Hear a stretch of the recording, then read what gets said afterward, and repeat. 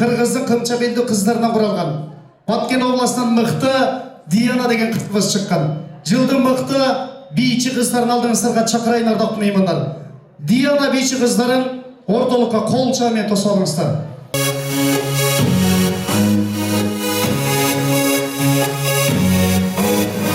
Gittin görkün urmeden, ağabeyim görkün kurmeden, Sigan sunun bölüm ağabeyim olsun urmeden.